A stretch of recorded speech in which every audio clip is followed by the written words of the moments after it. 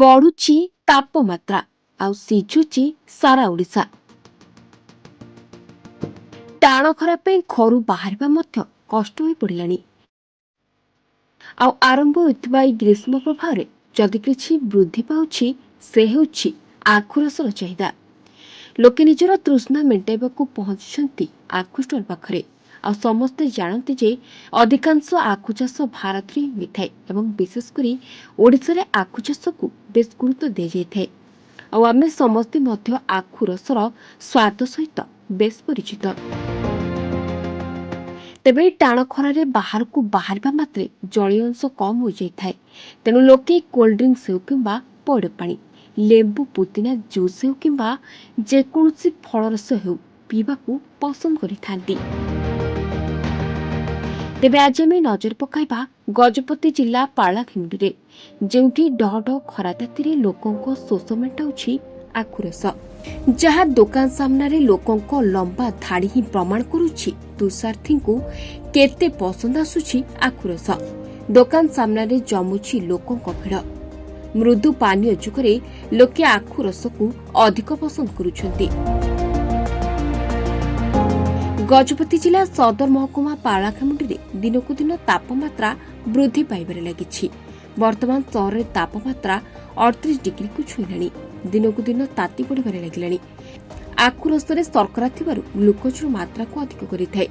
Cold drinks ଅପେକ୍ଷା ଲୋକେ ଆଖୁ ରସକୁ ଏଥିପାଇଁ ପସନ୍ଦ କରୁଛନ୍ତି କାରଣ ଆଖୁ ରସରେ କ୍ୟାଲସିୟମ, ମ୍ୟାଗ୍ନେସିୟମ, ପୋଟାସିୟମ, ଆଇରନ୍ ଭଳି ପୋଷକ ତତ୍ତ୍ୱ ରହିବା ସାଙ୍ଗକୁ ଏହାର ସ୍ୱତନ୍ତ୍ର ତତ୍ତ୍ୱ କ୍ୟାନ୍ସର ମାତ୍ରାକୁ କମାଇଥାଏ। ସ୍ୱାଭାବିକ କଥା। ବର୍ତ୍ତମାନ ମାର୍ଚ୍ଚ ମାସ ଚାଲିଛି। ମାର୍ଚ୍ଚ ମାସରୁ ଖରା ହେଲାଣି। ଖରା ହେଲେ ନିହାତି ଭାବେ ଲୋକମାନେ ମୃଦୁ ପାନୀୟକୁ ଇଏ କରି ଜଳୀୟ ଅଂଶ, ଯେହେତୁ ଖରାଦିନେ ଆମର ଜଳୀୟ ଅଂଶ କମିଯାଏ ବେଶୀ, ସେଥିପାଇଁ ତରଭୁଜ ଭଳି ଆଉ ଏଇ ଆଖୁ ରସ ଏଗୁଡ଼ାକ ଖାଇବା ପାଇଁ ଆଗ୍ରହ ପ୍ରକାଶ କରନ୍ତି। ଆଖୁ ରସ ଅର୍ଜିନ ସମସ୍ୟାକୁ ଦୂର କରିଥାଏ, ଦେହକୁ ମଜବୁତ କରିଥାଏ। ଲୋକେ ନିଜର ତୃଷା ନିବାରଣ ପାଇଁ ଆଖୁ ରସ ପିଉଥିବାର ଦେଖିବାକୁ ମିଳିଛି। ପାଳାଖେମୁଣ୍ଡି ସହରର ବିଭିନ୍ନ ସ୍ଥାନରେ ଆଖୁ ରସ ବିକ୍ରି ହେଉଛି। ଗ୍ରୀଷ୍ମ ପ୍ରଭାବ ବୃଦ୍ଧି ପାଉଥିବାରୁ ଦିନକୁ ଦିନ ଆଖୁ ରସର ଚାହିଦା ମଧ୍ୟ ବୃଦ୍ଧି ପାଉଛି। ତେବେ ଗ୍ଲାସ ମାତ୍ର 10 ଟଙ୍କାରେ ବିକ୍ରି ହେଉଥିବାରୁ ବେଶୀ ଆକର୍ଷିତ ହେଉଛନ୍ତି ଲୋକେ। ଜାଣିଛନ୍ତି ଯେ ଗଜପତି ଜିଲ୍ଲାରେ ଦୀର୍ଘ 10-15 ଦିନ ହେଲାଣି 38 ଡିଗ୍ରୀରୁ ଉର୍ଦ୍ଧ୍ୱ ତାପମାତ୍ରା ରହୁଛି। ପାଣିପାଗ ବିଶେଷଜ୍ଞମାନେ ଆହୁରି ଅନୁମାନ କରୁଛନ୍ତି ଆଗାମୀ ଦିନରେ ତାପମାତ୍ରା ବଢ଼ିବ ବୋଲି।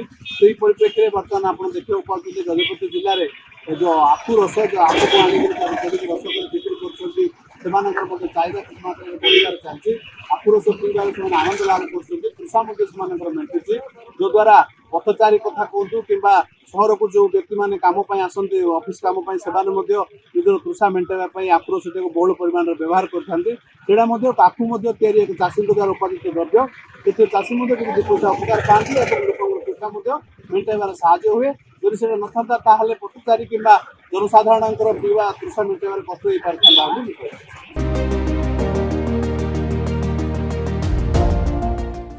ଗଜପତିରୁ ବିବେକାନନ୍ଦ ବେହେରାଙ୍କ ରିପୋର୍ଟ, ମହାଭାରତ ଲାଇଭ୍।